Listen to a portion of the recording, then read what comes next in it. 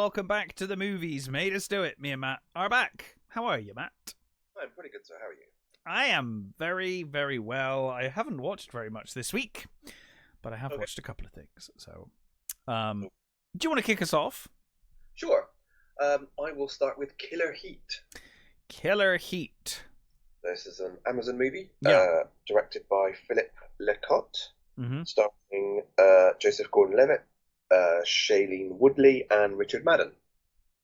Joseph Gordon-Levitt in this, from what I've seen of this film, appears to have de-aged since Axel. He looks he's still looking rough because his character looks rough, but not as old as he looked in Axel. No, there was something. There was something going on in Axel. I don't understand. It looked like he hadn't had sleep in about 3 weeks in that. Yeah. I guess maybe that was just the character he was going for. But yeah, he did. He looked like he'd just insomniac for many weeks. Yeah, he looks a lot better in this, thankfully. Yeah. So yeah, he plays Detective Nick Bally, who is living in I think it's Italy at the start, I think. But he gets a call to go to Greece and investigate the death of this basically one of the twin who are from a family of sort of gangsters. Basically, they sort of almost own this island. I'm pretty sure it's Crete. So they basically own this. You know that there's him, his twin brother who is like almost the head of the organization, and their mother who's like the higher one, and he's hired by the wife of the twin that's not dead. Okay. Yeah, which what their names were, but I think it was Elias and something else. But so the death was on some rock, so it was on a cliff face that apparently both kids has been climbing since they were children, and they free climb this face, and he supposedly slipped and squish. Right. However, his wife seems to think that it must have been murder. It doesn't feel right, all that sort of stuff. Sure. You get the the sort of almost noir detective, walking around. He goes to the police station and sort of bribes his way in, gets this and that, and he talks to the brother and pretending he's a sort of insurance guy, and and you get all the usual things. And now, I will say, this movie pretty much hits every detective movie cliche imaginable. Excellent. Yeah, you've got the voiceover. You know when a movie or show decides to go that route, I think it has to go all in. Yeah, so if you're gonna do it, go for it. Yeah, you've got his voiceover. You've got the fact that he's basically estranged from his family. He drinks like a fish. He's in a place that's not his own turf. Sure, yeah. He's have his depth. And it's fine for that. I actually, like you said, I like the fact that they just went, oh fuck it, we'll just do all the cliches. You even got the twin angle, which is in many a detective story. Levitt's really great, actually. Is this sort of? I really rate him as an actor.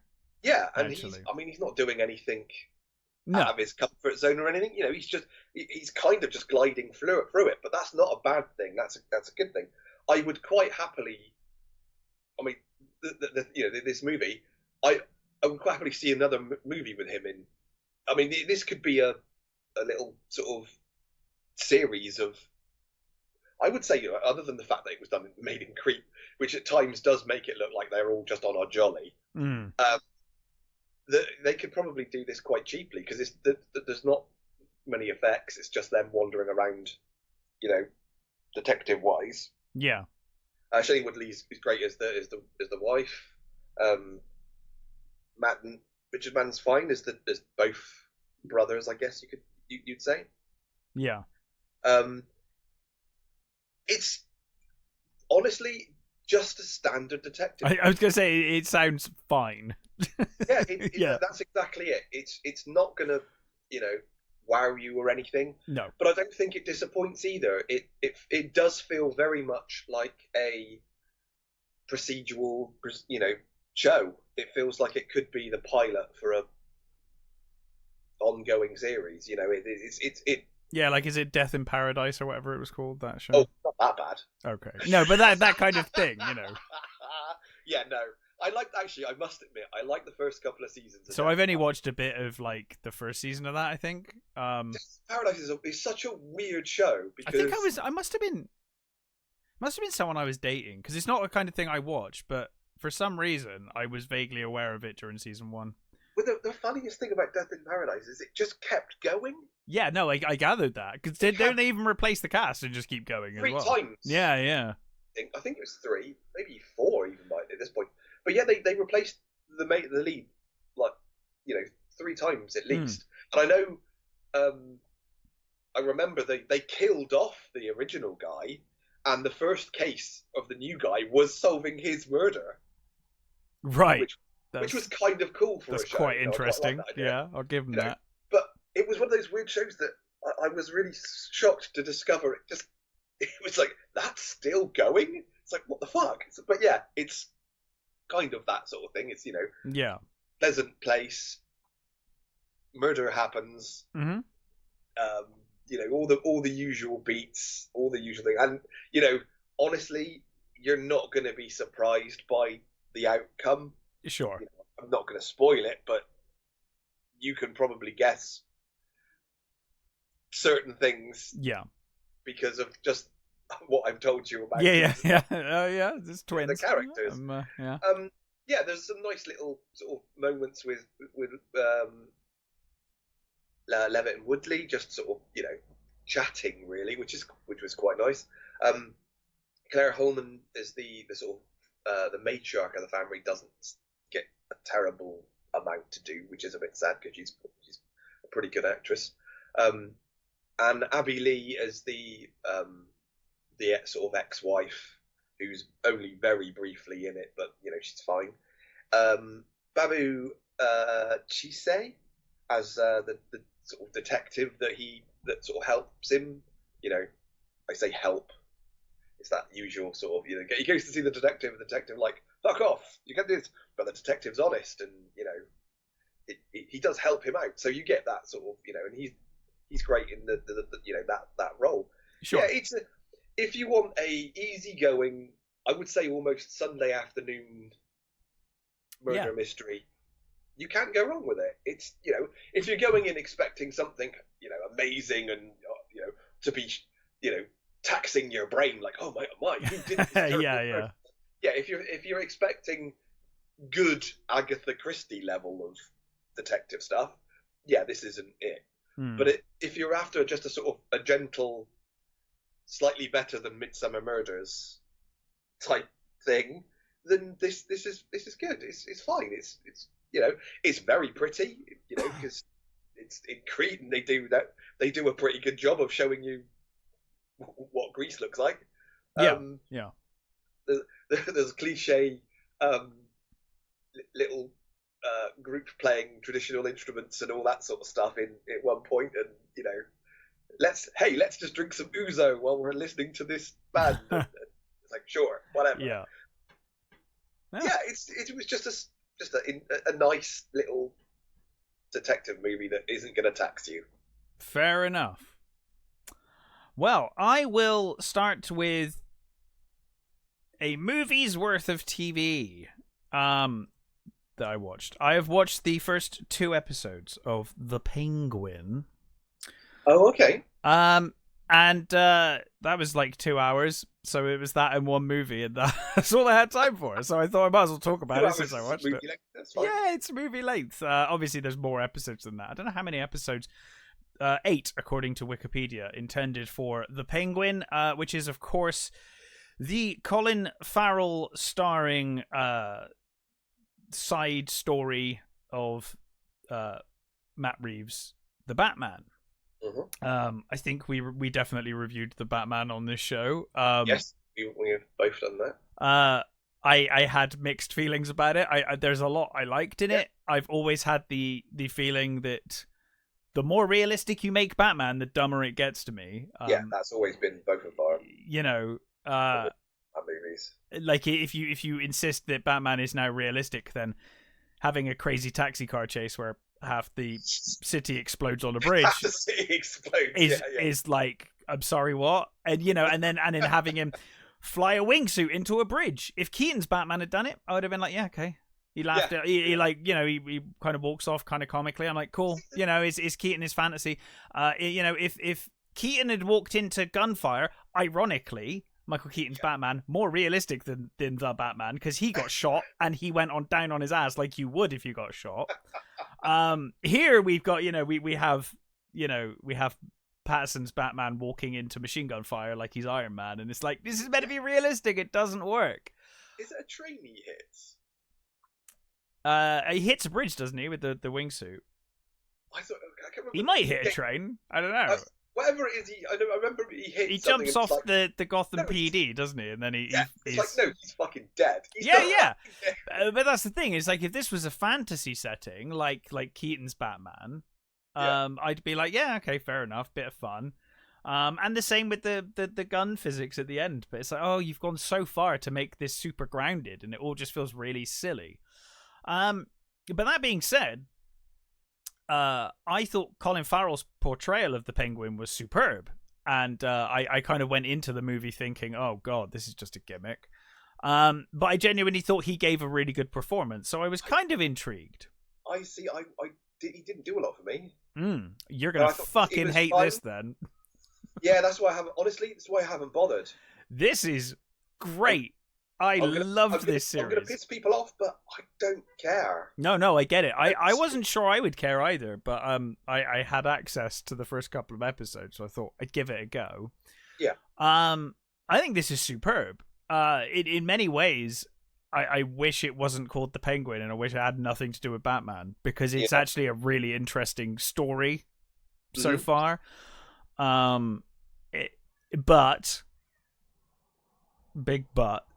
If Colin Farrell's The Penguin did nothing for you, you're gonna lose a lot in this movie, in this show, because it's primarily there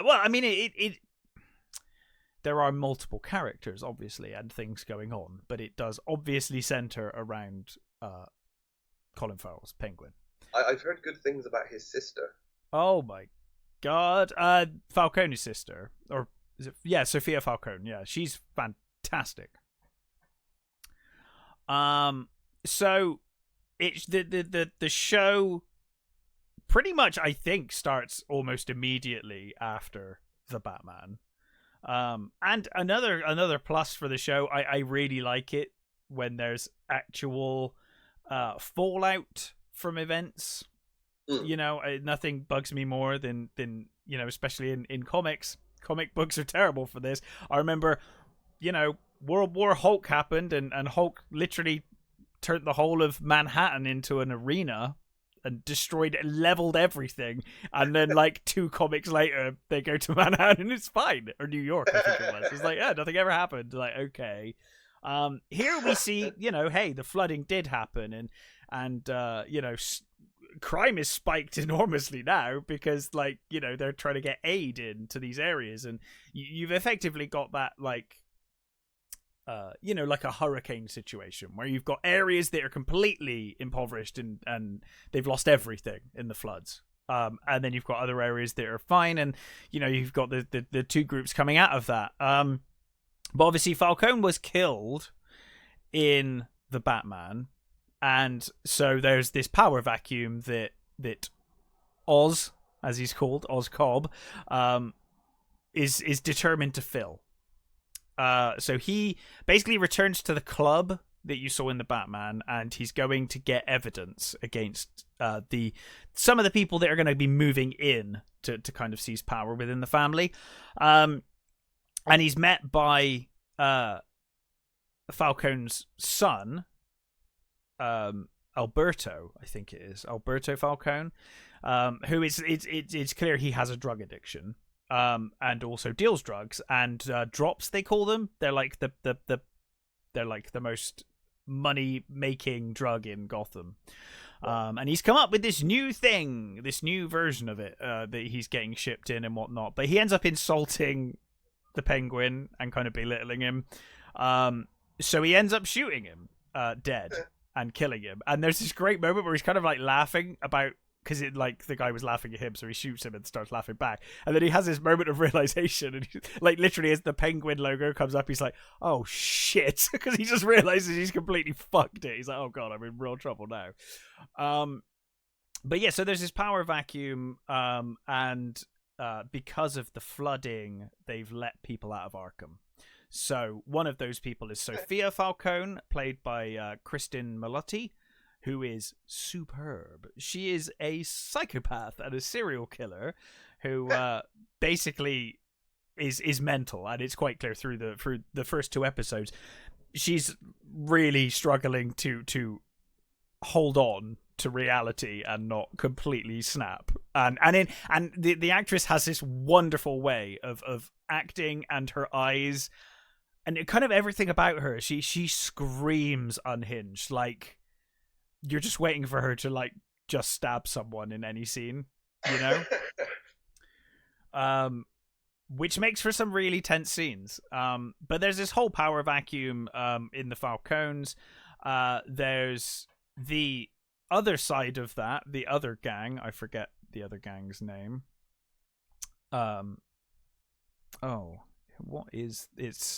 Maroni, that's it, Maroni, yeah. So Clancy Brown plays Salvatore Maroni, who obviously is the opposing crime boss. Yeah. He's in prison, and Oswald comes up with a basically his plan is to turn the 2 families against each other, and then he's going to take power through doing that. But along the way, he comes across a homeless teenager who's been made homeless by the flooding, called Vic, and he's trying to steal his car, which I quite liked, because it kind of reminded me of Batman and Robin. Going back to when was it Jason Todd trying to steal the wheels off the Batmobile?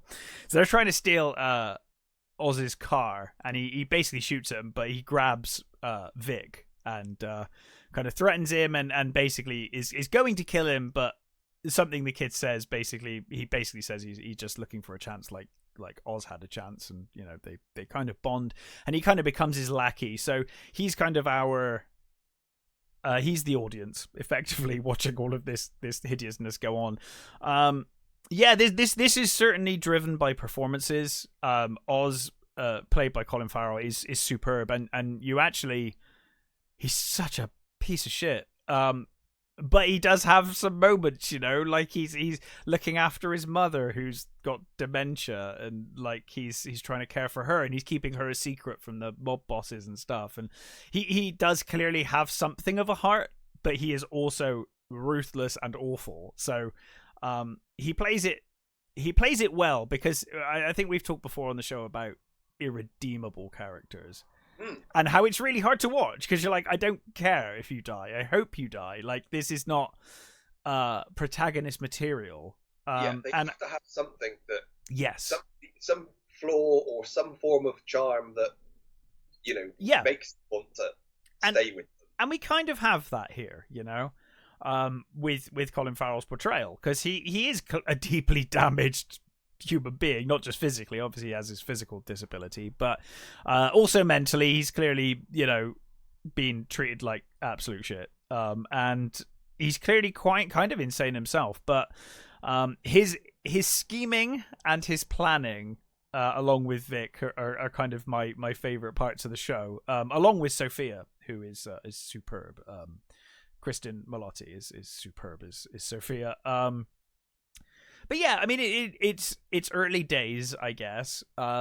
but I did find myself really enjoying this and just hoping that Batman doesn't show up at all. Because this is fine as its own thing. Like, this is really good just as its own thing.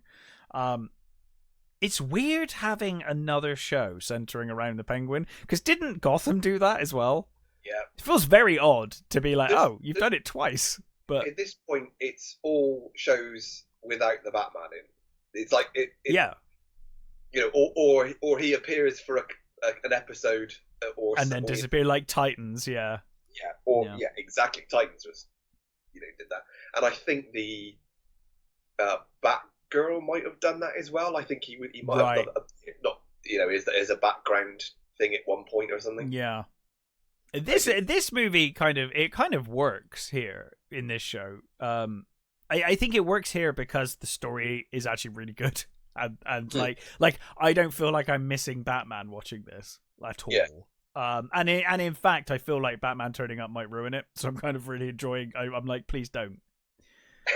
If you have to have him, like, just have him chasing someone in a car at the end, just background stuff. Don't have him turning up, because this is really good, and I'm hoping if they can give us all of this story and elevate the Penguin, then maybe when the Batman 2 comes out, I'll be more invested in that character, because he kind of felt a bit pointless in the Batman. It was like, it was a great portrayal, but I don't know why he was really, it's like, you're introducing him, but he's not really the villain of the movie or anything. There is a rumor that Pattinson's going to be the Batman, yeah. For what, for fuck's sake, what's his name? James Gunn. Gunn, yes, yeah. Which is a terrible idea, because those two universes. It's a rumor at this point, but those two universes do not look compatible at all, based on what I've heard of Gunn's Superman. I'm like, that cannot be so far connected. But I don't know. Maybe he'll just be a different version of. Oh, maybe, yeah. Character, I don't know. Yeah. I mean, it could be that he's. I just think they should leave this as its own thing, and then have because how many Batman movies are they going to make? Like, there's going to be probably a trilogy, is what Matt Reeves said, right? Yeah. So just let him do his trilogy, and then make your own Batman in the Gunn universe, because that makes way more sense to me. How old is Pattinson though? I don't know. He still looks like a child, but he's not. Yeah, I think it's hard to say. Definitely not. But let's see what Wikipedia. He's got to be. I reckon he's got to be in his 40s by now. But yeah, 38. He's 38. Okay, so he's near 40. I don't know whether it's that sort of idea that I can't remember. I think they're having. Have they mentioned what Robins they're having? I know Gunn's announced recently that they're doing a thing with Dick Grayson and Jason Todd. They're doing a show with those two. Oh Lord, if that's all in the same universe, then he'd be way too young. But this is what I'm thinking, because I mean, especially, and I know they were mentioning Damian Wayne, and that just makes me think, well, if they've got fucking Damian Wayne, Batman should be probably in his 50s by now. I would have said so, yeah. I mean, 40s maybe if he started real young. Yeah. But I was always like, I mean, obviously they're doing their own thing, so they can do their own thing, but that's a lot of story to have gone through in a very short amount of time. Yeah, exactly. But I really liked him as the Batman. I think his portrayal was great. There were just it's the realism of the movie that I don't like. Batman should be firmly in fantasy, as far as I'm concerned. I didn't like the Riddler. I liked it in that universe. Like I liked it for what it was, but I liked the actual, the character was kind of cool, but I didn't like it as the Riddler. It just didn't work for me. But it was fine for the movie. I get as they were what they'd set up, but I just didn't. And yeah, he was okay as the Batman. It worked for me. Yeah, it was good as a starting Batman. I liked that. He was a bit clumsy and he hadn't quite. For all of the criticisms I had of that movie, I'm totally watching the sequel, and I'm hoping they can just fix a lot of the things that bugged me in the first one, and yeah, fine. It's its own thing. I've just always had that opinion that I think Batman should be fantasy, and as soon as you make him realistic, it just gets sillier, not better. But you know, it is what it is. But yes, the Penguin TV show so far, I definitely recommend. I think it's a really entertaining, really well acted, really well directed show so far. And we'll see where it goes. But for now, I like it. So what else have you watched? So I have seen His Three Daughters. His Three Daughters. So Netflix movie, directed by the amazingly named Azizel Jacobs. That's a superb name. Yeah, it's a great name, isn't it? Stars Kerry Coon, Natasha Lyonne, and Elizabeth Olsen. And J.O. Sanders. So this is a story about three sisters who have basically are strange sisters that have come back together to basically see off their father, if you like. Their father is dying. Okay. He's in palliative care, and one sister, the oldest sister, Katie, played by Kerry Coon, is a sort of control freak. Always seems to be angry,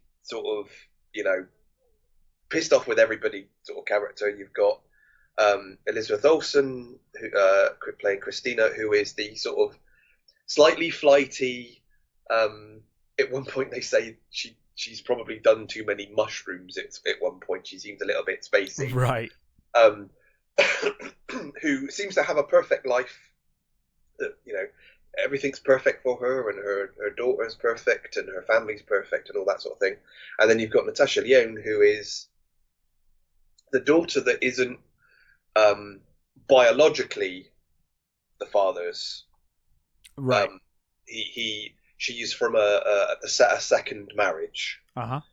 And she is the daughter that's been living in this flat with her dad, and she's been basically looking after him all these years while the other two have been away. But now she's got to this point where she doesn't want to go in the room anymore and see her father. She's sort of it's all getting a bit much for her now, and she's a stoner who basically just smokes lots of joints every day, and she makes her living by betting on sports games, and she seems to be a flake, but it's a case of, is she a flake? So these this movie is mostly three amazing actors. Yeah, I was going to say the cast is superb. So that's kind of why I watched it. It was a case of, I love Kerry Coon, I love Natasha Lyonne, and Elizabeth Olsen. In the right role, she's great. She's been in some amazing movies which have I think when most people think of her, they think of her as Wanda, but she's been in some amazing movies like Martha, Marcy, May, Marlene, and real sort of good, proper stretching actor roles. Yeah, and this is up there with that. It's a real, get your teeth into these amazing roles, and these great female characters who the Kerry Coon's character is like, I've never wanted to punch Kerry Coon ever, but she in the beginning she comes across as such a bitch, and she's constantly sniping at Natasha Lyonne's character and constantly on her case, and she's but there's things she doesn't know, and there's things and she's the sister that actually doesn't live that far away, but she just doesn't come to visit, and the other sister lives in states and states away, so there's a reason why she doesn't come over, but the hoity one, it's like, well you could come and visit him anytime you bloody well want, why are you not? And there's just lovely little scenes of like Natasha Lyonne being told, don't, like, Kerry Coon's character, it's like, this is at the very beginning, they're sort of sat around this table, and then and Kerry Coon is like, she's trying to be the sort of matriarch, and she's like, we're all of our problems and stuff, we all realise that we're just here for Dad. We want to. We don't want any problems. We don't want to bring up anything, or it's all got to be nice and blah blah blah. And then she proceeds to just slam into Rachel about her smoking dope, and she's like, "That didn't take very long, did it? A minute ago you were just telling us all to be cool and be fine, and now you're fucking having a go at me." And it's like, oh, it's really good. It's so good. These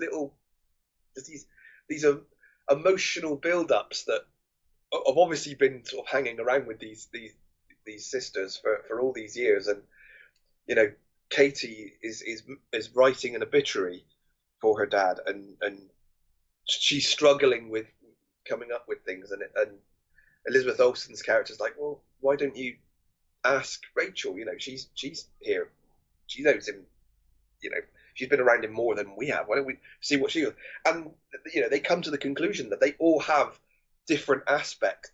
They all know different aspects of their father. They all have this. Sure. So between the three of them, they have that whole. Is that the idea? Yeah. It's like it's kind of like they all lived with him at different stages of life. So the oldest sister has her memories from being the oldest and having the sort of the transition to the new wife and all that sort of stuff, and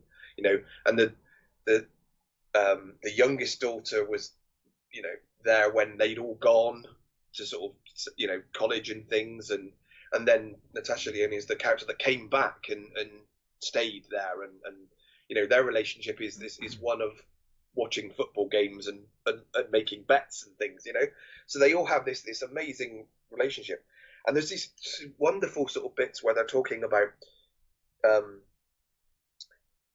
the oldest sister is trying to get a non-resuscitate order done because she has this I can't remember who she says it is, but she had this somebody she knew was resuscitated and they broke her ribs, and that just they ended up hanging on longer, and but they were in even more pain than they were, and she has this sort of fear that that's going to happen to her dad, and she, her dad, their dad is not conscious very often. He sort of phases in and out of consciousness, and you don't see him for most of the movie.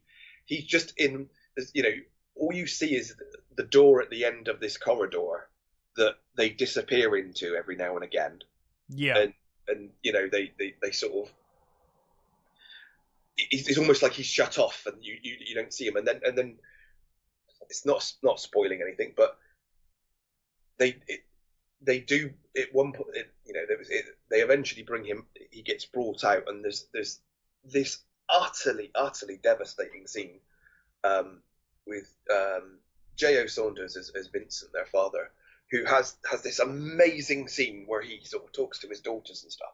And I am not going to fucking spoil anything because it needs to be seen, but it is absolutely wonderful. This movie, I'm sure this movie would bore the hell out of a lot of people because I actually think it sounds really interesting. Yeah, it is. It's just mostly three adults sniping at each other like children. But it's also three superb actresses. Yeah. Like that's the thing. It's like, oh, this movie's all dialogue, and it's like, that's fine if it's the right dialogue and the right actors. Superb. And it's just little moments that, like the Christina sort of, at one point she goes into her father's room, and Kerry Coon's character is listening through the door of her as she sings to her father, and you can just hear it through the door that her singing, and just the expressions on their faces as they sort of discover that they're sort of discovering things about their sisters that they didn't know, and that they didn't really think about. And this sort of there's a moment, I think it's in the trailer, so I'm not spoiling anything. There's a moment where Katie and Rachel are just absolutely going at each other, like almost, literally coming to blows.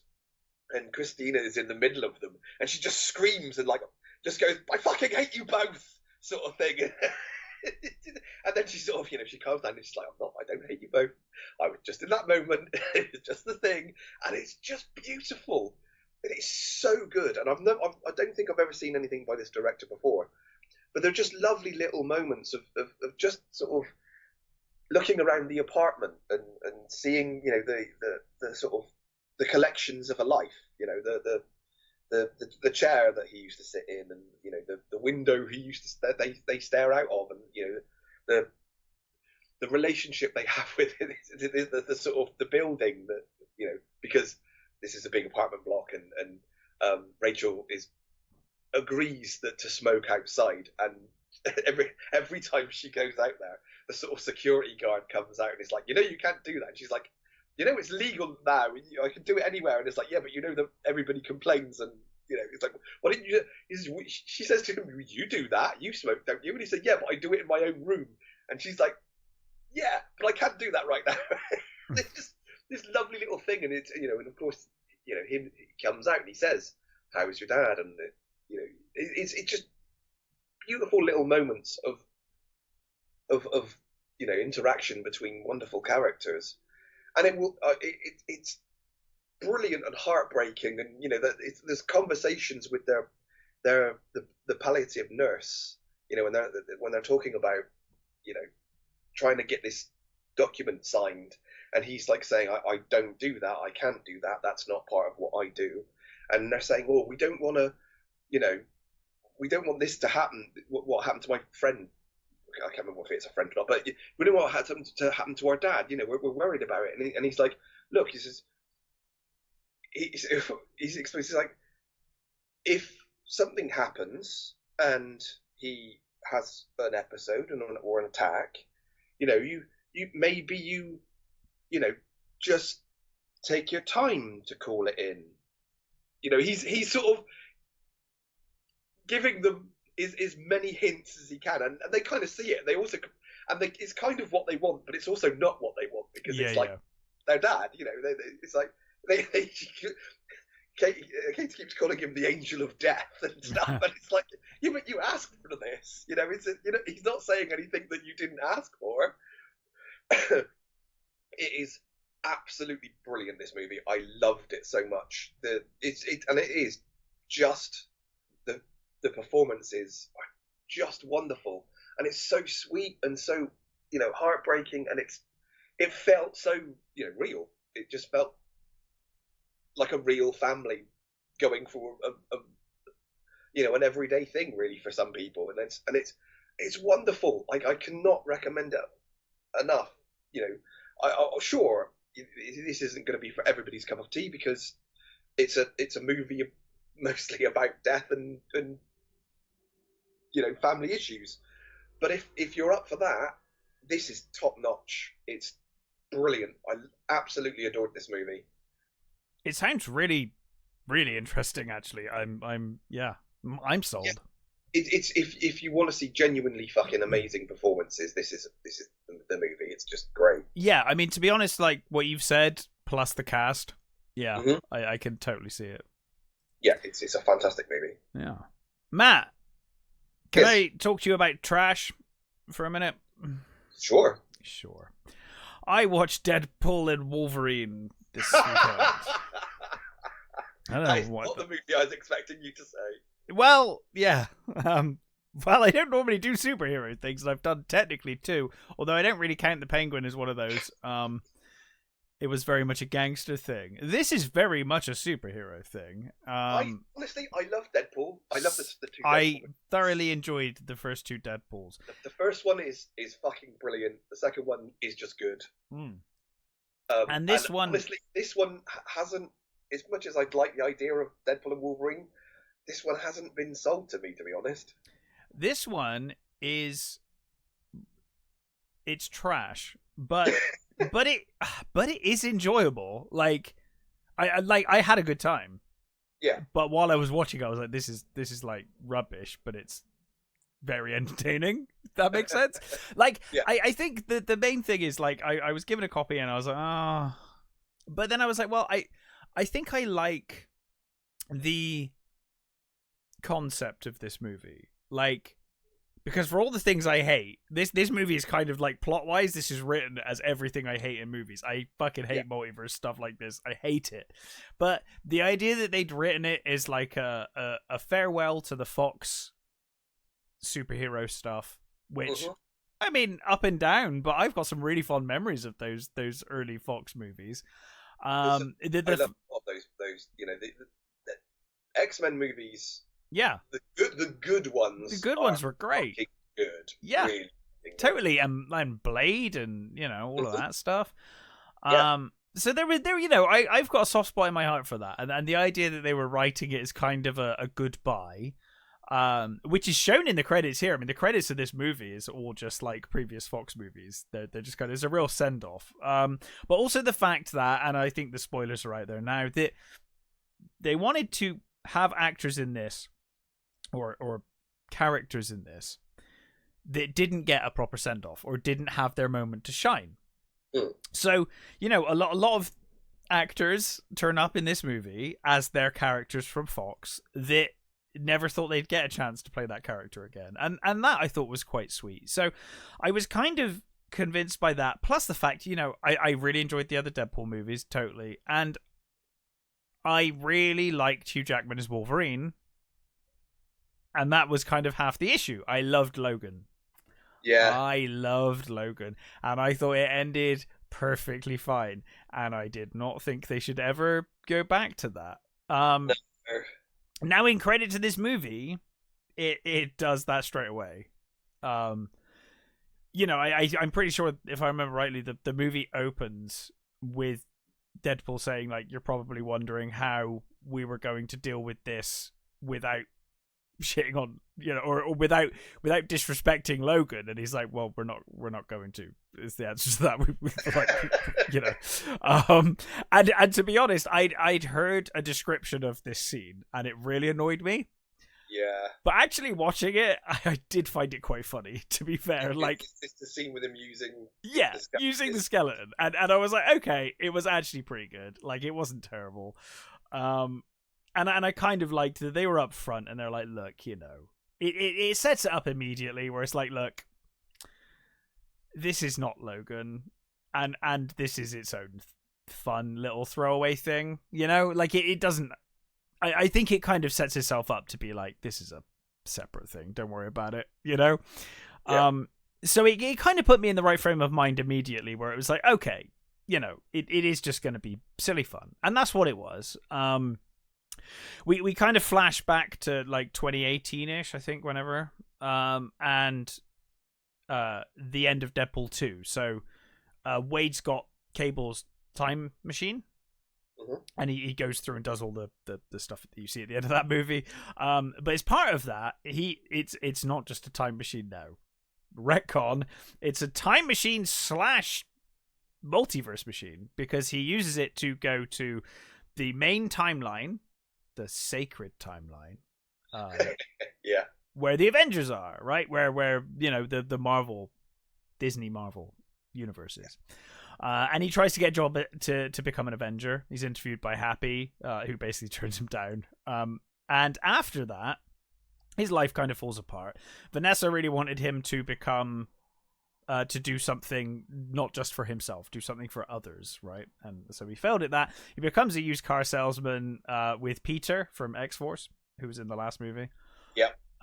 And he basically wears a toupee and is trying to live a normal life. Vanessa's split up with him, although it's really weird because, like, she split up with him, but she's still around all the time, and she's like at a surprise party, and it's weird. It's like, this doesn't quite work. No, that's a stupid idea. I thought so. I was like, well, if she was going to split up with him, she should just, like, not be in it until the end of the movie when he goes to meet her or something, you know? But she's there, and she's, I don't know, it's weird. I thought that was probably the weakest aspect of the, in terms of Deadpool's story. There's really no reason for her to split up with him. She just does. Like, she does it because she's like, oh, you need to make something of yourself and do something, you know, you need to sacrifice yourself for others and do something for other people. And I'm like, he did that for you loads. Yeah. And so it feels really forced and weird. It's like they had to give him a reason to do anything in this movie. This was the reason. But anyway, they have a surprise party for him, and he's grabbed by I'm reading Wikipedia. The Time Variance Authority. Oh yeah, the twats from the show I never watched, Loki, which also sounded like a show specifically designed to piss me off. And yeah, they're annoying as fuck. So the idea is that there's this central. It like, oh fuck me. The more you think about this, the worse it gets. Oh man, there's the whole. It's so dumb. It's the dumbest fucking premise I've ever heard in my fucking life. Thankfully, this kind of it kind of works here because Deadpool treats it as a fucking joke, as like a complete fucking nonsense, which it is. That's the good thing about what I've heard about this is that they kind of fuck with them, so it's fine. Oh yeah, they fuck with them, and it's just treated as like a dumb joke, or at least that's how I saw it, because I was like, God, imagine taking this seriously. The worst thing they did with that whole organization was decide that none of the things that the Marvel Universe did was them. No, it was all that group, right? They don't have free will. No one has free will. Everything is decided. It's like, oh, okay then. So, which this movie completely spits in the face of. So well done. Those Avengers movies where they had massive stakes didn't really fucking matter. Yeah. It's so dumb. A drawer full of Infinity Stones. Oh, okay, that's fine. Let's make it. Is that? Did they do that? That's terrible. Yeah, there was apparently a drawer full of Infinity Stones. It's such a bad idea. I hate it so much. Which is more the miracle that I really enjoyed this movie. So basically, he's taken from his Earth, to meet the TVA, and they basically explain to them a character called Paradox, who immediately is clearly the bad guy, but fine. He basically says he explains to Wade that every universe has, just go with it, it's dumb. Every universe has a prime being. Yeah.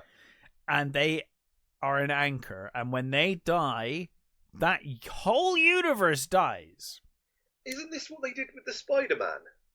I can't remember. That's what they did with Into the Spider-Verse, wasn't it? Oh, it might be. Maybe they're tying it in with that. Was dumb as well. The whole fucking Spider-Man's like the No, you're right. They did. No, you're right. They did. Yeah. They did. Yeah. So it's tying into that. So in Deadpool's universe, it is Logan who died in Logan, and because he's died, so this is another thing I was like, well, really?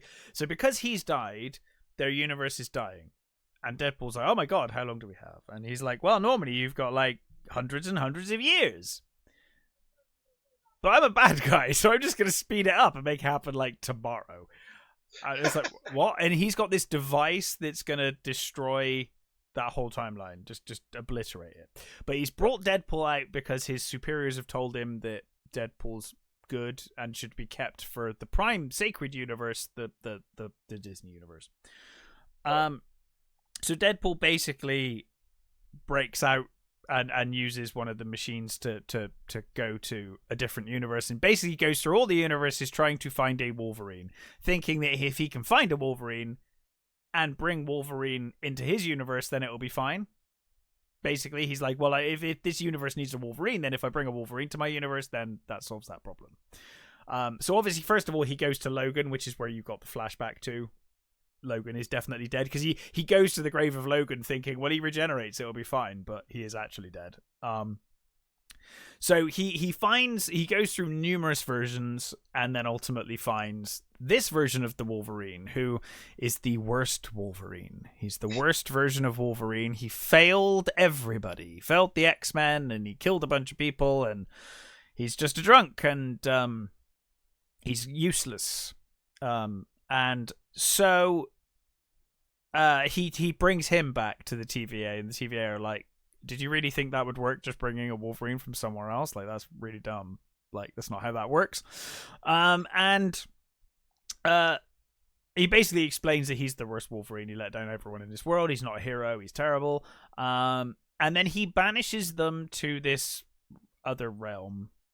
It's like purgatory, basically. It's where all of the shit goes. Like when characters are no longer needed and universes no longer needed, the characters from that universe are sent to this trash heap universe. Right. And they're periodically eaten by this creature. But there's like a whole Mad Max thing going on this planet, this one place where they're all dumped. So there's like a trash heap in a desert, and then there's like Mad Max stuff going on in the desert. So they end up there, and it's about their escape. They meet a bunch of people along the way. They meet a bunch of classic characters along the way.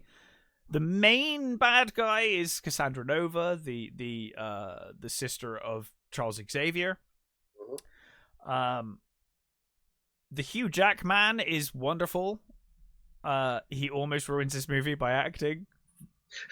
Like, about halfway through, I was like, "Oh yeah, you're a really good actor." I forgot, because he has like some really good scenes where he's talking about how he found the X-Men dead while he was out drinking, and he came back in this rage, and his rage never stopped, and he just kept killing.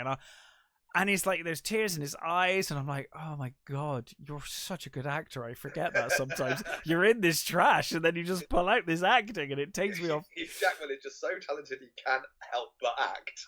Yeah, well, the thing is, like, it's kind of the thing where he kind of... The thing is, Deadpool obviously is the center of the Deadpool movies, and his humor is what we love, right? Yeah. But Deadpool has this really shit arc in this film where Vanessa's left him for no fucking reason. So now he's got to save his universe. Well, I guess he's saving his universe, which is something, but it's not really the kind of emotional arc I'm looking for.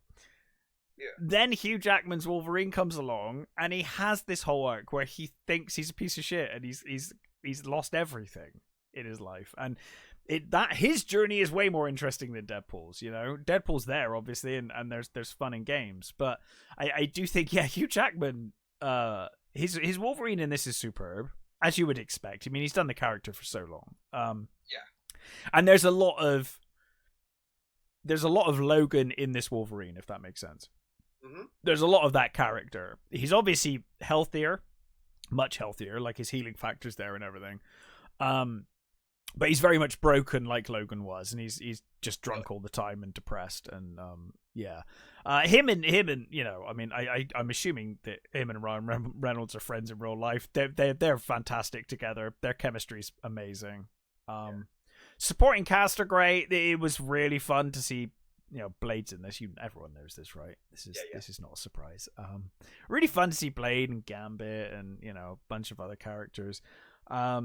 It's fun. It's absolute trash. Yeah. But it's really fun. And I what more could I have expected from this, really? You know, it finally, at least it's a multiverse thing that doesn't take itself very seriously at all, and is just a bit of fun. It's a nice send off to the Fox franchise, the Fox universe. Yeah. As it is. You really can't think too much about this movie because it's proper dumb when you start thinking about it. But I think because, as we've said so many times on this show, everything is about that intent and context and the way you go about it. Yeah. If this was a Doctor Strange 2 or 3, I guess it would be now, taking the multiverse terribly seriously, it would be terrible. The fact that he's Deadpool and it's all kind of a wink and a nod, it kind of works a lot better. And you know, I was impressed. There are some lines in this that I was like, oh, okay, I'm surprised you went there.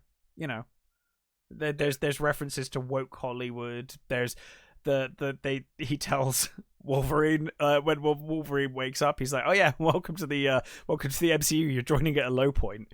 You know, so there are lines, and I was like, oh, okay, you are kind of admitting that they're there, and I think there is a point towards the end of the movie where Deadpool, I 100% agree with this sentiment. He was like, I think Cassandra Nova's talking about multiverses, and Deadpool like says something along the lines of like, multiverses are a terrible idea. Like, we've known this for forever. Like, it hasn't worked. It's a failed experiment. Just stop. No more multiverses.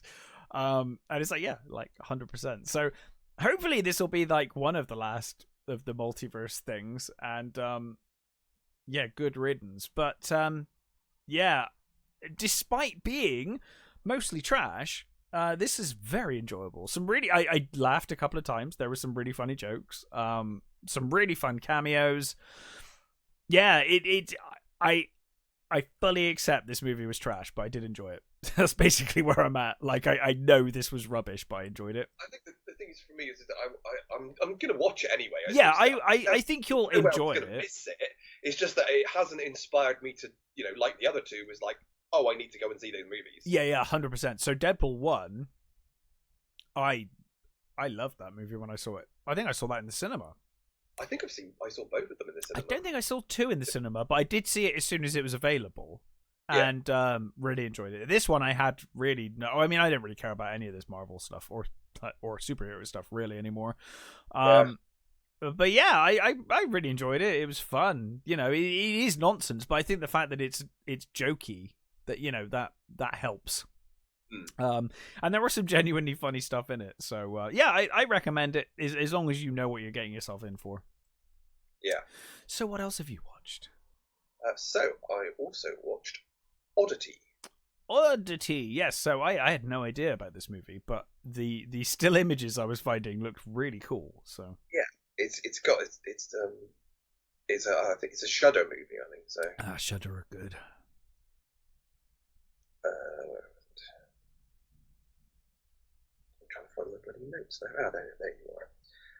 So this is directed by Damien McCarthy, starring Caroline Bracken, Johnny French, and Steve Wool.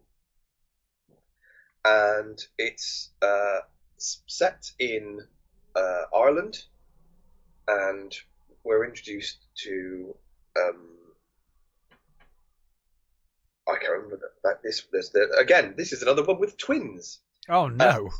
So we're introduced to the first sister, who is renovating a farmhouse. It's like big complex, and it's a really cool building, and she's staying there overnight. And her husband, who is a doctor who works in a nearish asylum, and it's your classic icky, dirty-looking inmates with gags and things asylum. So it's your classic horror movie asylum. Yes. He works there, and he's not theirs. But we get this this knock at the door, and she opens this little hatch in the door, and there is a scary dude with bedraggled long hair with one eye. He's got this sort of false eye, and he's also staring at her. And he says to her, "There's someone in the house with you. Let me in." And she's like fuck, I am not letting you. Who are you? And it's like, oh, I know your husband. Basically you discover that he's a released inmate. Right. So he's like, when you went to your car, I saw someone going into the house. You had your back turned, you didn't see him, but he's there. Right. And she's like, no, I don't think so. Now, the sister has set up a camera in this room, and that's for later. But you discover that she's already got this. She's already a spiritual person. She believes in ghosts and sort of things, and something that her sister has told her to do was to set up the camera. It then cuts to a year later, and so she was brutally murdered. Right. And the lunatic that had been released, Olin, was blamed for the the murder, and he's basically back in the asylum, where he too gets brutally killed by something. Okay. You don't know what killed him, but it crushed his head. Now, the husband comes into the shop of the Danny, who she is a blind seer, basically. Right. So she this movie does hit so many cliches. Yeah, I was just thinking the same. So she's a blind seer who has an oddities shop where all of the objects are cursed. Right? So when he comes into the shop, obviously he doesn't say who he is. He sort of comes in and he's like looking around the shop, sort of thing. And she's sat at this table, and there is a hotel bell, the one of those ones that you ding on the top, little plunger on the top that you ring, like a bellhop. She was about to touch it, but when he came through the door, she stopped, and he comes in and she says, "Oh, whoever you are, don't touch anything. If you're gonna steal anything, I would advise you not to, because all of the objects are cursed. If there isn't an object that you're interested in, I will take that object and I will remove the curse for you to buy it." And then he basically says, "Oh, it's me," and he mentions that their mother would be proud of her, because clearly their mother was obviously from a similar sort of vein. And he asks her about the bell, and she says it's to do with this dead bellhop that supposedly this bell summons. Right. And he says, "I have this object for you. You asked for it, and it's this guy's eye." So she takes the eye, and she reads the eye, and at that point, that's all you know. She's read the eye, and she goes into this room at the back of the shop, and there is a locked chest, which contains a sort of mannequin, if you like. It's a wooden man, and she said to the husband, her sister's husband, "Oh, it's been a year, maybe we should get together and do something." So he says, he sort of fobs her off and sort of thing. However, that evening he's with his new girlfriend in the farmhouse, and she just turns up, and he's like, he's going to work. The new girlfriend is creeped out by the house, because it's the house that his wife died in, and it's really sure creepy. yeah understandable. And she doesn't want to stay there on her own, so she's gonna go to her place. And the sister turns up, and she's like, "But I thought we were gonna have like a thing." And he's like, "Well, I didn't agree to that, but I need to go to work." I said, "Why don't I go to this?" He says, "Oh, I had this thing sent here, and all this stuff." And you think, "Oh, this is fucking weird." But he goes to, through a number of talks and things, he agrees to her staying there. She says, "Oh, I'm here now. I'll just stay. I'll be fine. We'll talk in the morning," sort of thing. Yeah. And he's like, "Okay." So he goes to work. The new girlfriend basically says, "Fuck this shit. I'm going." And she comes back into the room, and this doll, this wooden sort of thing, has been set up at the table. She's like, "Fuck," this, she really hates this thing, freaking her the fuck out, and she's like, "I'm going, fuck this shit." So she goes to get her in her car, but can't find her keys. And there's brilliant. She's looking all over the house for the keys, and she comes in, and there's an obvious joke, but it's genuinely, certainly made me laugh. And I'm going to spoil it, but she goes to her car. She can't find the keys in the car. She comes back into the room, and she says, "Have you seen my keys?" And the sister just looks at her. Oh, I say look at her. Her sister turns her face to her, and she's like, "Yeah, okay." So give anything away, but obviously things are happening, and this stuff again, rather like the detective movie I talked about earlier. There's stuff that will not surprise you in this. There are things that you can see coming. It's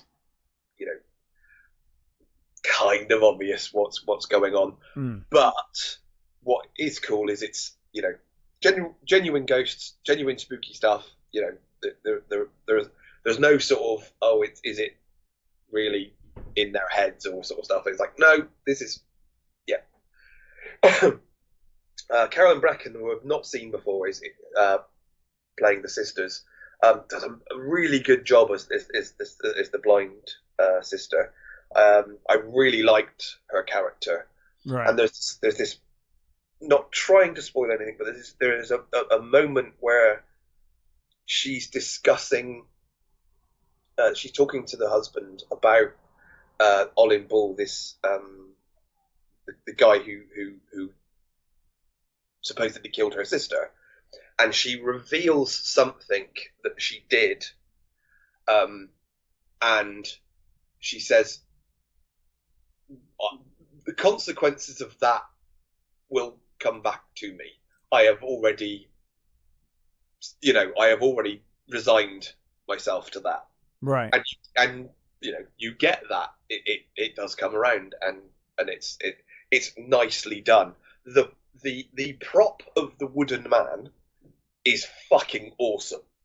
It is a genuinely. I was going to say the still of it looks incredible. Yeah. So it's a really creepy sort of thing, and there's a sort of a blink aspect to it. It's that sort of they turn around and it's moved, or it's looking in a different direction. It's like, did it move? Did it?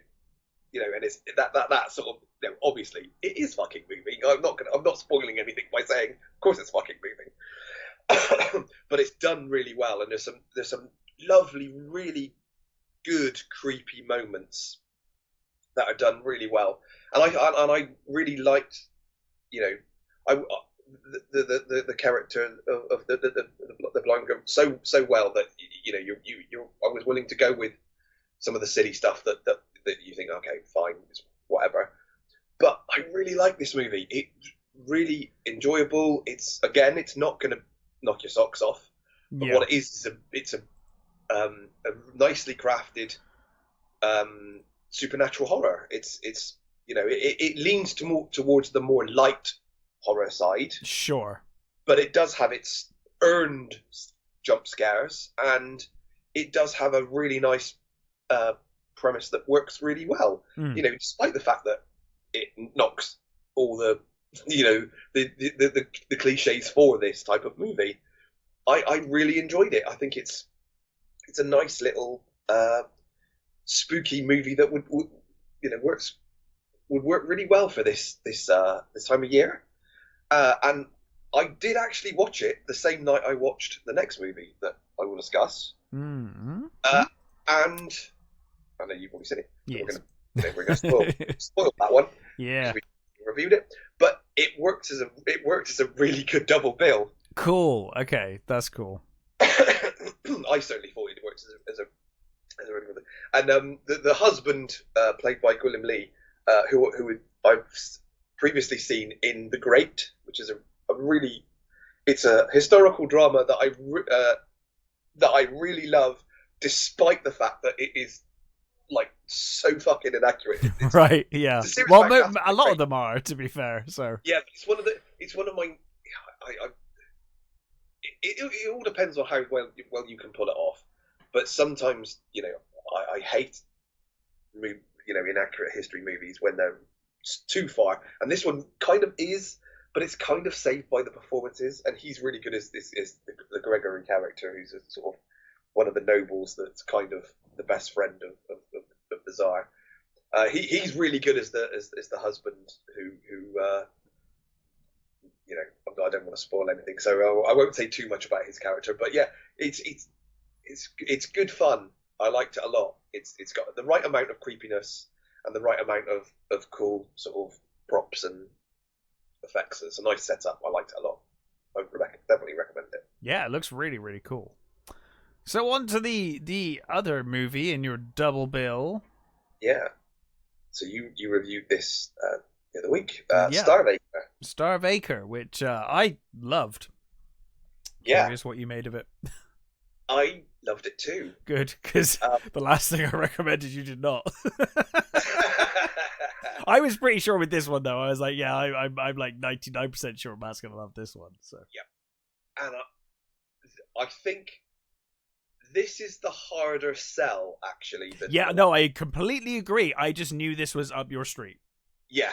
Oh, 100%. Totally my thing. I think that this movie will really tax people's patience because yes, despite the fact that it's only like an hour and a half, it's very slow. It is, yeah, but I think it's, well, purposefully so. Yes. And I think it builds tension wonderfully. And the thing that helps with that is the score. Yeah, the score and the cinematography. Score is wonderful. Really good. It does that. There are certain things that have a score that kind of gets in the way sometimes. You know. Yeah, not in this case. Yeah. Or this has this amazingly great balance. Or certainly for me, I completely agree. It had this. I had this amazing balance of even when it's just like a rumbling noise in the back, it works so well. And when you've got the folk music elements sort of you know creeping in, oh, whoa, what an atmospheric movie! Yes, and it's done so well. It's the perfect recreation of a 70s folk horror. I completely agree. It is absolutely 70s folk horror reborn. The pacing did not bother me one bit. No, it didn't bother me either, but I totally agree it probably will. I think a lot of people, you know, even fans of this particular breed of horror might be a little, you know, put off by the pacing. But for me, it worked brilliantly because I think because of the two leads, Matt Smith, Morpeth Clark are wonderful. Their performances are stunning in this. Yeah, I think it might actually be my favorite Matt Smith performance. Like I was genuinely impressed by it. Oh, it's right up there. Yeah, he's so. I mean, his accent goes a bit ecky thump at times, which I don't know. It didn't bother me, but yeah, okay. I can see it, but it didn't bother me when I watched it. That it's just such a great sort of, you know, they deal with the rather like the three daughters thing I talked about earlier. They deal with loss. Oh, the grief, yeah, man. Yeah, and they do a good job of actually having that. Is it just in their head things, or is it, you know, are these things just because they're grieving, or? Yes. I mean, they do quickly. I mean, we are spoiling this. Yeah, it's been a while. When it is quick to go, but now we're here. We're here. Yes, It does. It's like, oh no. Yes, this thing is real because, like with the rabbit, when the rabbit starts regenerating. Yeah. Initially, because he shows it to his work colleague. Yeah. It's a sort of, oh no, it's not. It's just. It's in your head. Yeah. And then when the sister sees it, you're like, oh fuck, the sister's seen it. Okay, well then it's real. Yes, and I kind of appreciate that. It didn't drag anything out too long in that regard. It took just the right amount of time to sort of, you know, get there. I felt like it kind of gave me somewhat gave me shades of Hereditary in its dealing of loss and grief, and that kind of, oh, I don't know, I can really relate to it, you know, like the way people are acting in this, and the way, you know, the way Matt Smith in particular acts in this, and the way Toni Collette acted in Hereditary. I 100% get that side of grief. And obviously with this, Matt Smith's character has other trauma that he's working through. I was just going to say the good thing you get with his character is that he's already kind of damaged. Yeah. Yeah, I mean the relationship that he had with his father was so fucking awful. Devastating. Yeah, yeah. When there's that moment after they've kind of reconciled. Thank you. My That's okay. It's one of those days. Yeah. They've kind of, after their initial sort of, not breakup, but they're well, they've just had a massive loss and they're estranged somewhat. Yeah. They have that sort of, they've reconciled sort of somewhat over us. You get like a love scene, and he tells her what his dad used to do to him, and he's never told her that. And her performance in that scene is equally wonderful. Yeah, her sort of like, it's like, why, I never knew that. Why have you never told me that? Yeah, it's like, so my dad would strip me to my underwear and make me stand in a field. Yeah, like okay, so yeah, I mean, you learn quite quickly when he's looking at his dad's notes that his dad was fucking trying to sacrifice him to get this, to release this spirit of and again with the previous movie I was talking about, there are some cliches that this pits. That you've got the thing in the woods sort of thing. You've got the idea of the slightly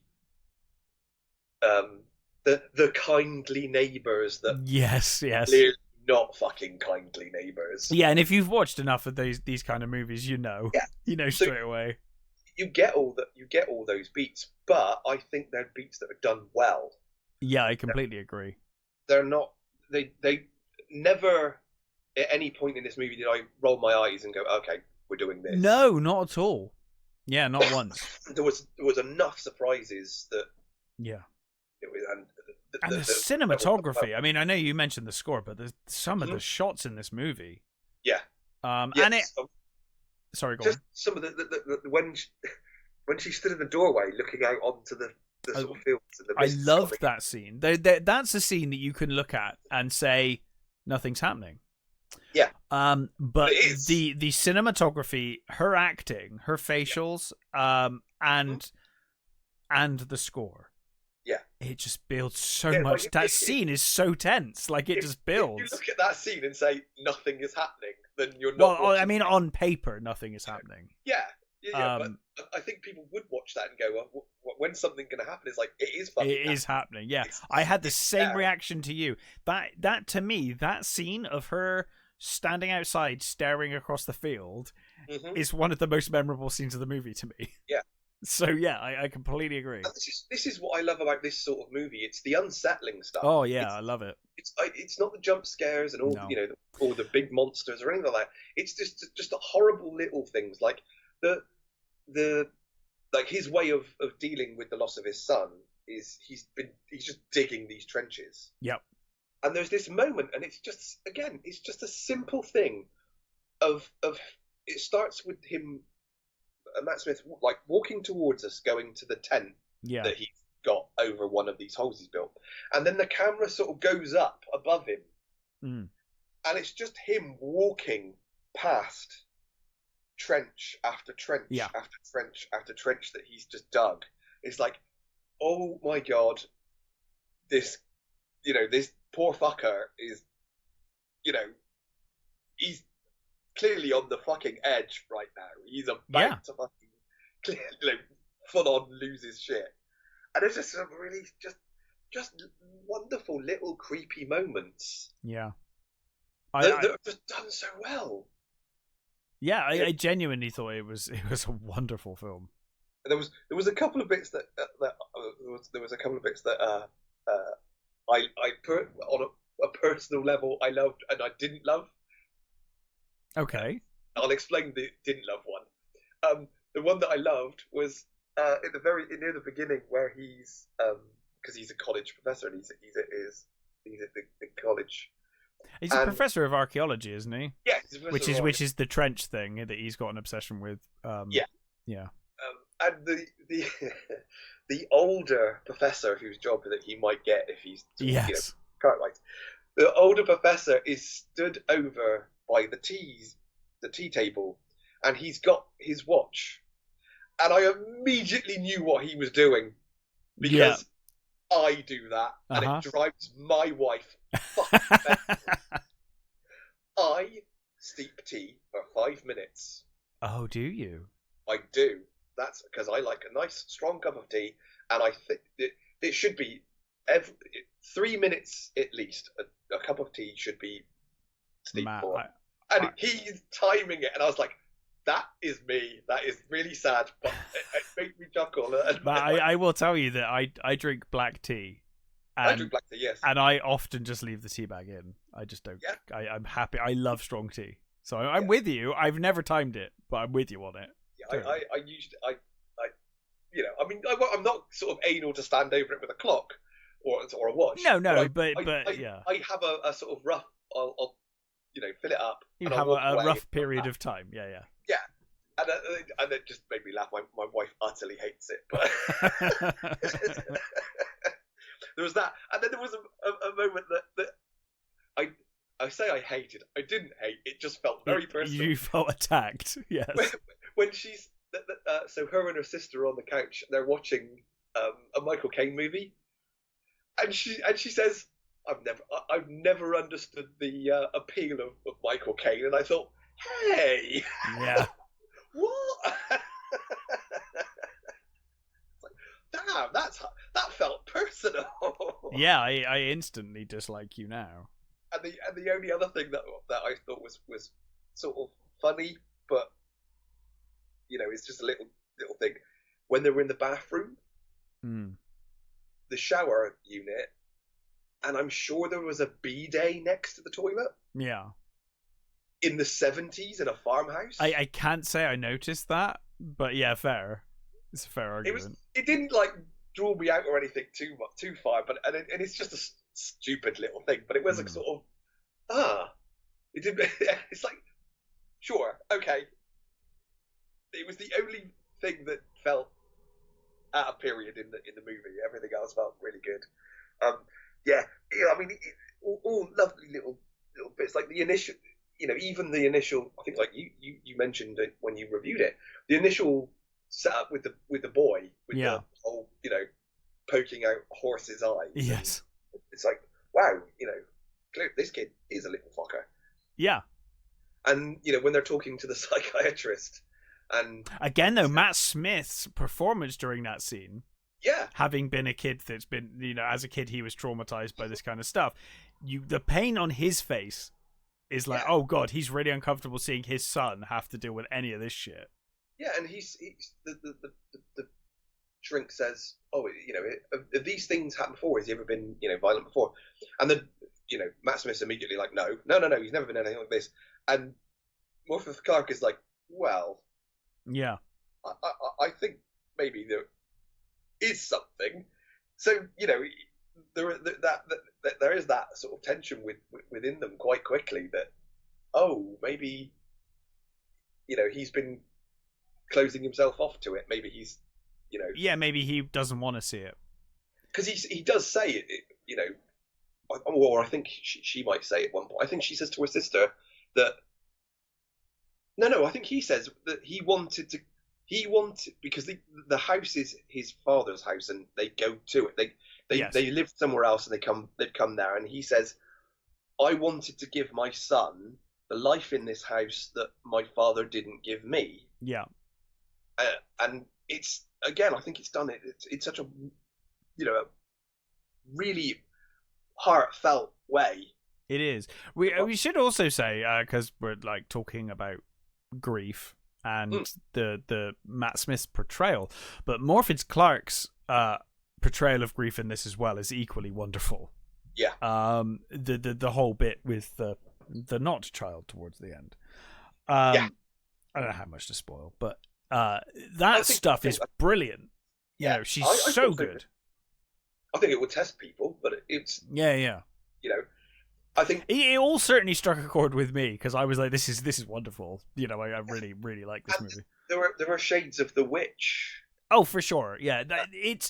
It's dangerous at this point, you know, and I mean we both love folk horror, but it is becoming oversaturated. This you know, right now it feels like there's so much of this happening. Since The Witch, really, or around that time, it's kind of become in vogue, and it's happening a lot.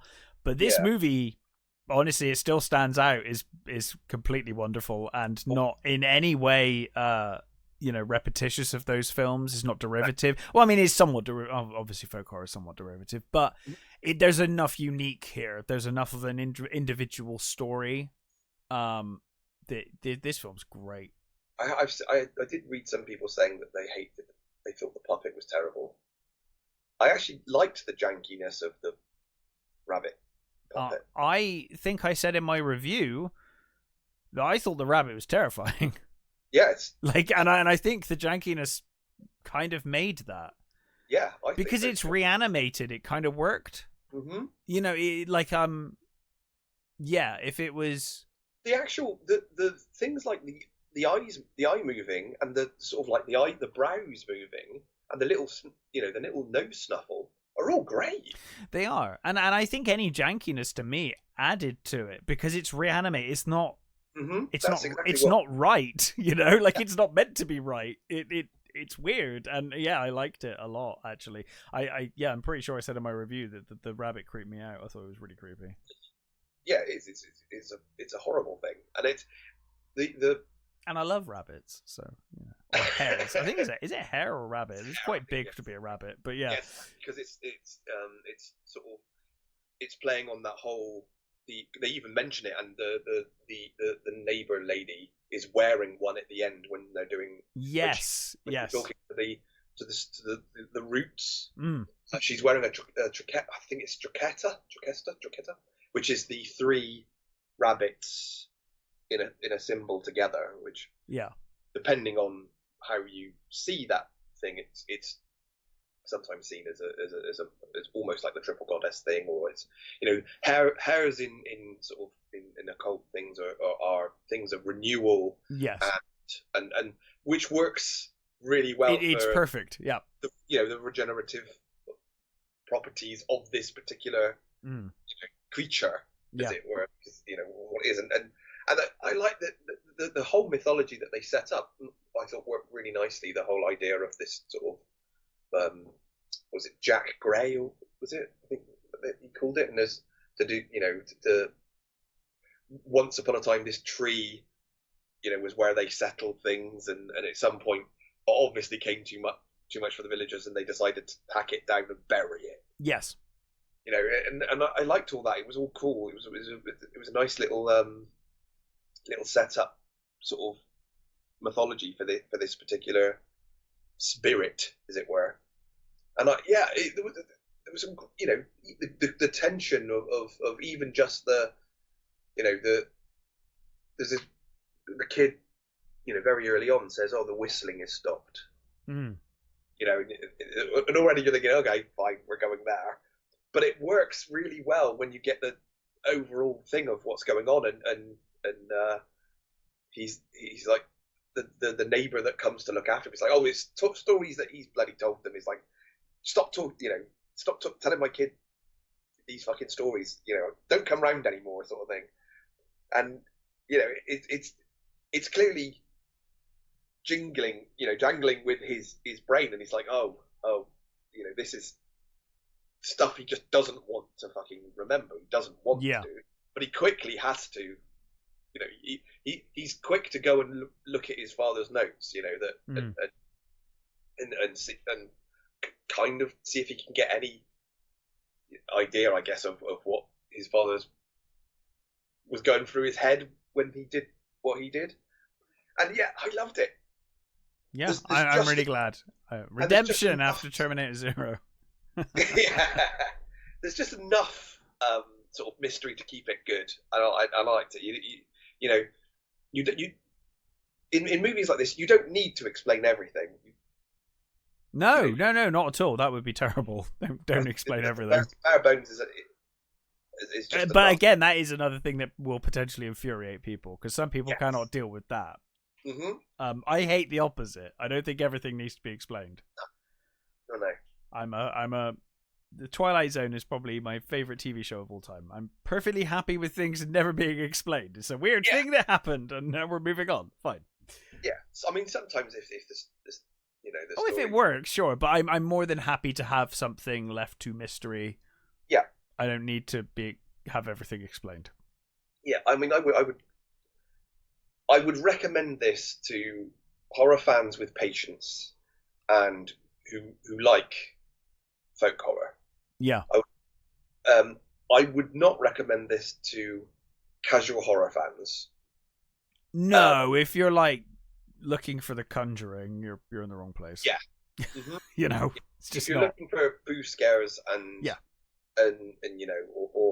or big old monsters or whatever, that sort of. If you're depends on your type of horror for sure. Yeah. Jump scares have never worked for me. So. I don't mind a good. An few and far between. Yes, it has to be very well earned, and they rarely are. But if that's all your movie is, then fuck off. Yeah. But that's the more psychological stuff always has a bigger impact on me. And this totally worked for me. I love this. So yeah, I would highly recommend it. Well, I'm glad you liked it. And to be honest, if you want to see it, if you've got the patience and you just want to see a really good performances by Matt Smith and Morthith Clark. Yeah. Because they're fucking wonderful. And Morthith Clark, I'm discounting her as Galadriel because I've not seen. I've not watched it, Power. so I'm not ever going to see the Rings of Power. I know, So but she was fucking amazing in St. Maud. St. Maud, yeah, she was great in that, and she's superb in this. So yeah. For me, like the two things I've seen her in, I thought she's great. So yeah, she's wonderful in both of these movies. So I highly recommend that movie too if you want. Oh yeah. A slightly more grounded movie, let's say, that one. Yes. But with an amazing. Oh, I love the ending. I think it will probably test people, but that's how it goes. But yeah, I really love this. It's a great movie. Yeah, absolutely. Probably might see the top 5 this year. It's in mine right now. Yeah. Well, we'll see what happens between now and then, but it's slim pickings by the looks of it. So. So that's it, right? That's all of the movies. Is there anything else you wanted to talk about before we go? So it's been a horrible week for deaths. It has, indeed. Starting with the wonderful Dame Maggie Smith.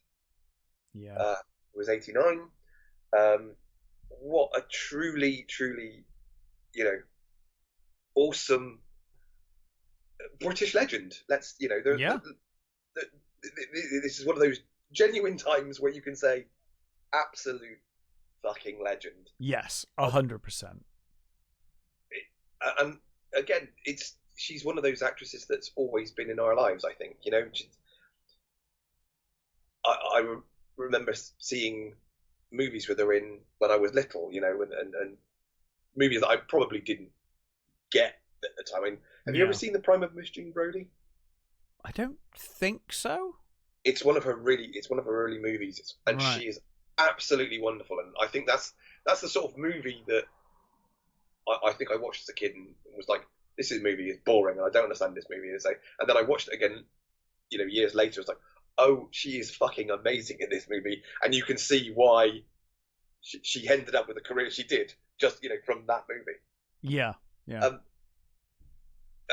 Again, what a fucking resume! Room with a View, the Harry Potter movies, the Downton Abbey, Gosford Park, just wonderful, stunning performances. And I don't care what anybody says. I fucking love Downton Abbey.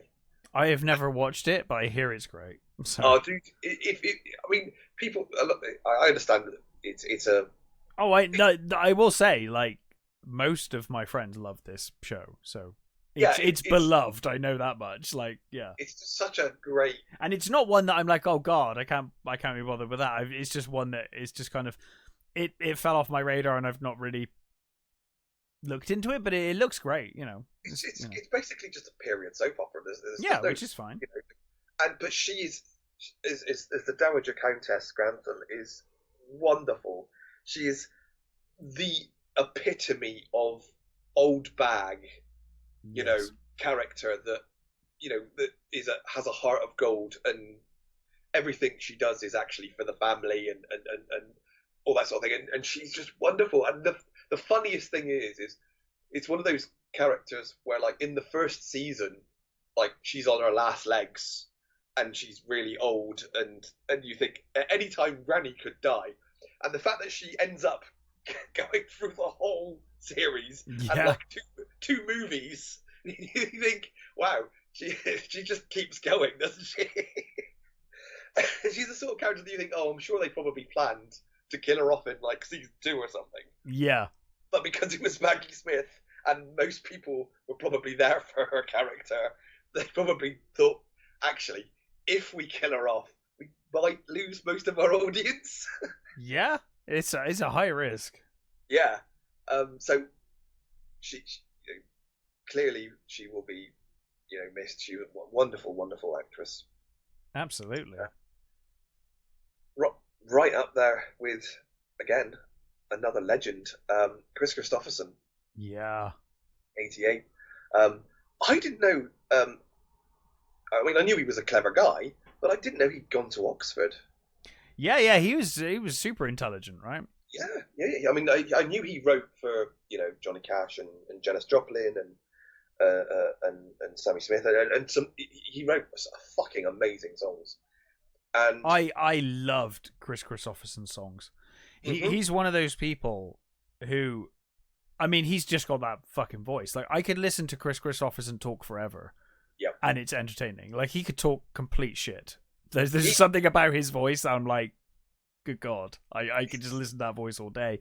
But I always loved his music. He was one of those really annoying people that was just kind of good at everything. Intelligent, could sing, can act, was bloody good looking.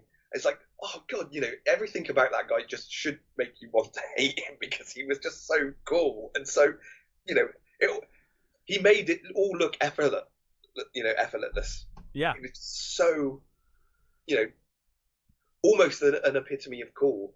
And even in his, when he's acting, and one of my favourite characters of his, it's not even the best of his characters, but I love him as Whistler in the Blade movies. I thought he was great as Whistler. Yeah, he was so good in that it wasn't quite so jarring when they brought him back for the second one. When you're like, really? That was like, I remember seeing that, but like Blade 2, when it came out. And when Whistler came back, I was like, oh, that's such bullshit. But then I was like, but I'm really glad because it's Chris Christopherson and I want him back. Like, yeah, totally. That's exactly it. It's exactly the same. I was like, oh, fuck off. You had that really cool scene where he leaves. Yeah, it was awesome. He walks away, and now you're going to fucking ruin that by, but it is Chris Christopherson. But it is Chris, yeah, do you want Chris Christopherson or not? Cool. Yeah. Really, sort of kind of off the wall movies like Convoy. I love Convoy. Convoy is a terrible fucking Yes, movie. it is. It's awful. I'm not gonna pretend like it's good, but I fucking love Convoy. He's great in it, and it's a fucking stupid movie, but I absolutely adore that movie. And he's in, some would argue, the best version of for fuck's sake, Star is Born. Yes, I can't think of the name of it either. I love that version. Star is Born, I think, is one of the rare things where I think every version is good. Every version that I've seen, there is at least one version I've not seen. But I've seen the Chris Christopherson one and I've seen the Lady Gaga one, and both were great. Have you not seen the Judy Garland version? No, I think that is the one I haven't seen. Okay, there's also another version as well. There's 4 versions altogether. Oh, Jesus. But I think they're all good in their own ways. They're all brilliant. But him and Barbra Streisand, was, I think, the one I actually saw first. And wow, the stunning performances in that movie. Yeah. Just great. And which is kind of why I thought the Lady Gaga one wasn't going to work. Because I thought, well, yeah, it just, it's a lot to fucking beat. But I think they did a good job. I really like that movie. A really fucking good job. That's just a great movie. But there's just some fucking legend. Finally, John Ashton. Oh, okay. 76. Yes. A great character actor, I think. Yeah. Be mostly remembered for, and I think almost everybody will remember him as from Beverly Hills, the Beverly Hills Cop movies. Yeah. And it was great that we got to see him. I think in that role. I agree. It was like, in hindsight, it's like, okay, yeah. So yeah, I mean, again, it was in a lot of very small parts, but whenever he would turn up, you knew that it was going to be. He was going to be there'd be nothing wrong with his character. No, totally. Yeah. He's just one of those actors. Yeah, for sure. Yeah. I was also going to say, John Amos. Oh, yes. Who, I as a kid, I mean, like, coming to America, the Beastmaster. I've got some fond memories of him as well, and obviously he's gone on to... I love him in Beastmaster. Me too. Me too. Totally. Beastmaster, because he's so sort of like huge, yeah, gentle. He's great. Yeah, he's really cool. Again, he's wonderful in Coming to America as well. Yeah. So I'm like, he's the sort of character that you kind of hate at first, but he's great. Yeah. You has that moment towards the end where he's like, I don't give a fuck if you're a kid. I'm going to break my foot off in your ass. Yeah. Yeah. I had forgotten that he also... Yeah, well, there's been a lot this week, unfortunately. Yeah. But yes, so for once, I already know what we're doing next time. Yeah. Because did you want to mention the 2 trailers? Oh yeah, sure. Yeah, go for it. Yeah. Just the I wanted to have a quick natter with you about the Nosferatu trailer. My most anticipated film right now.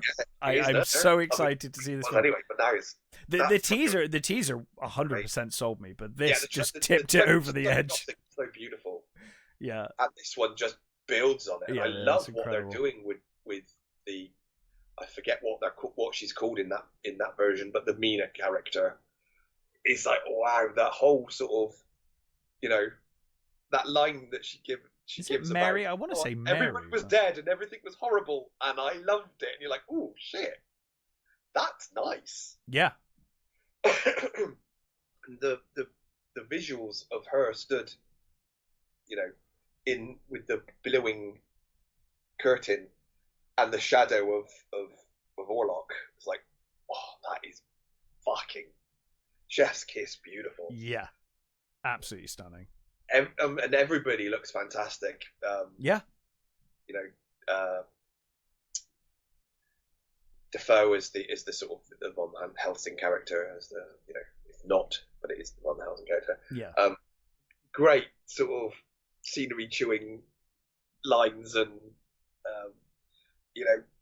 wow, what a fucking, I mean, who'd have thought, really, that we would be looking forward to another remake of Nosferatu? Not me, because I love the silent version, and I love the Herzog version. Yeah, the Herzog version is like one of, I watch that movie so often. I love it. We've done it on the We shows. did both at the same time, in fact. We did, yeah. It's a movie we both absolutely, both movies we absolutely. So I honestly, I was so concerned about this movie that I was like, if it wasn't Eggers, I would have written this off completely. I think that's it, isn't it? It's that sort of, I mean, and he could still fuck it up. It could still. Well, of course he could, but the fact that Eggers was involved and directing, I was like, okay, this has potential. Then I saw that teaser and I was like, oh my god, like I am sold.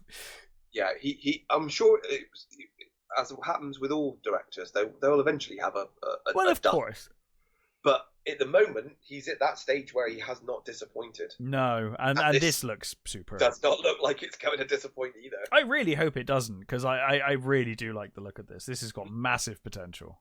Yeah, it looks like he's got the atmosphere right. He's got the performances look fantastic. I mean, it's Lily Rose Depp, isn't it? Yes. And I've not seen her in an awful lot, but what I have seen of her was I thought she was okay. But this looks like it might be her, her star performance. This might be the one that it could be, yeah, puts her out there. I am really looking forward to this one. I thought that was a fucking great trailer. And the other trailer that I thought was fucking amazing was the Mickey 17 trailer. Yes. So Bong Joon-ho, Robert Pattinson starring, the idea of a guy who signs his life away so that this company can recreate him on shitty planets to do shit work. Yeah. And the sort of legal ramifications of having one or more than one of that person, sort of thing, and what happens. And it just looked hilarious. I love that whole line. They've got him; he's all like smashed up, and they're like, "Hey, he's still alive." It's like, "It's okay, I don't mind. Just burn me. It's fine." I thought it was great. It's another one I'm really looking forward to. Yeah, me too. I think it was either you or Ben that told me about this movie. But yeah, I love the look of it. It looks fantastic.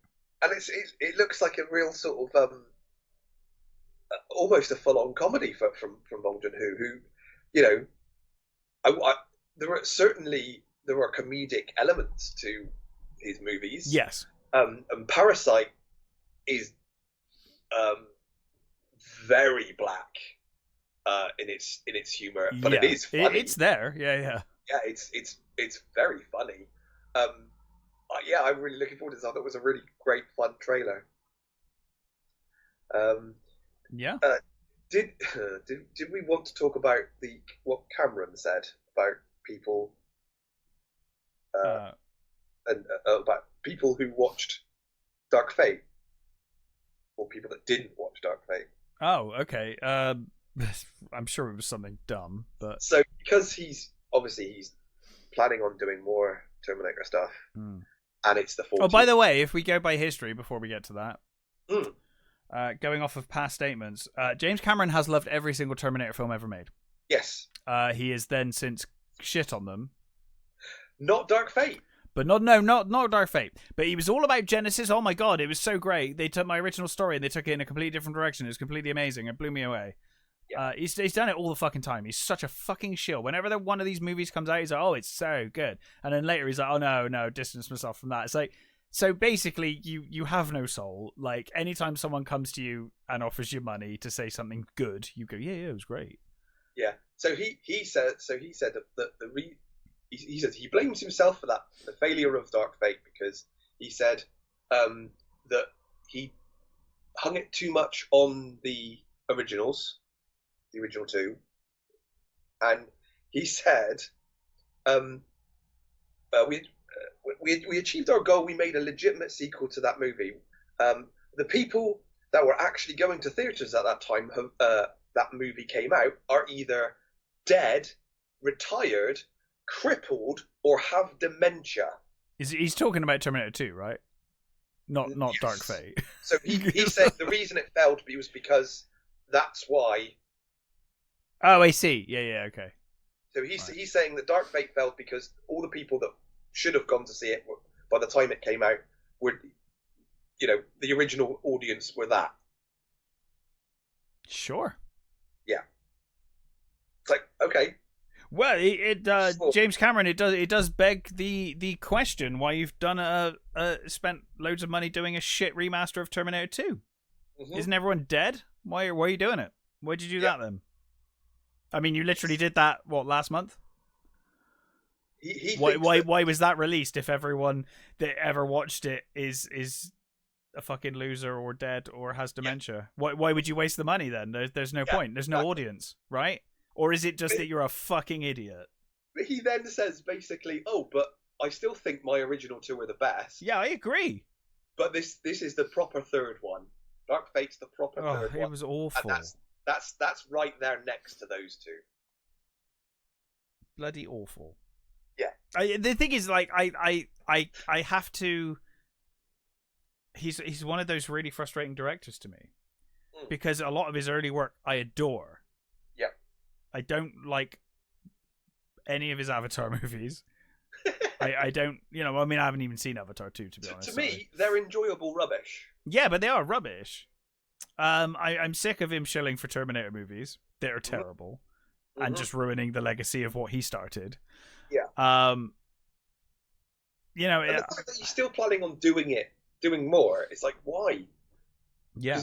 The next one he's planning on doing, he's like, oh no, it's for a new audience. It's for new, because Well, I hope they watch it. It's going to be detached from that old stuff. It's not going to have any of the callbacks to that. So you think, okay, well, good luck to you. Yeah, I mean, good luck. I've sat through enough of those movies. I'm not watching another one.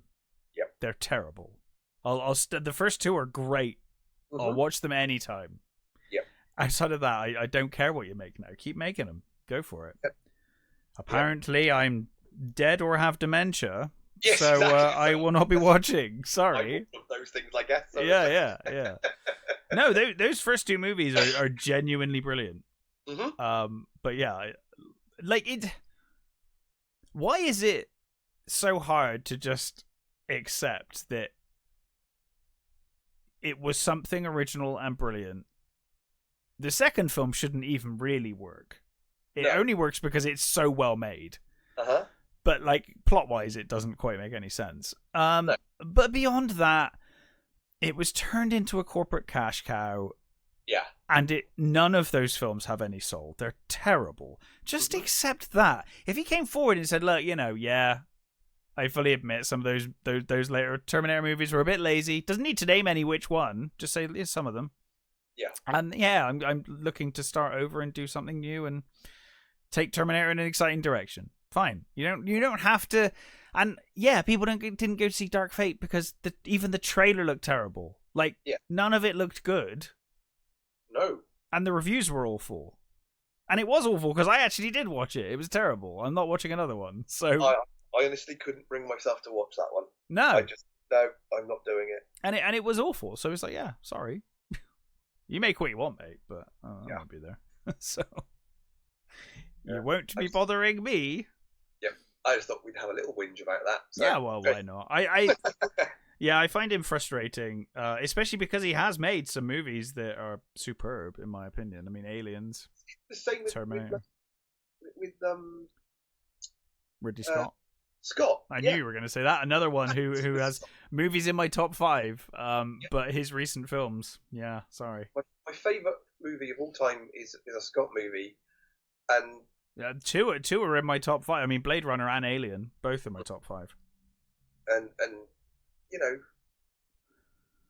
why would you kind of shit on your own legacy like that? It's bizarre to me. It really is. It's just like it's like sort of Scab that they can't just leave alone.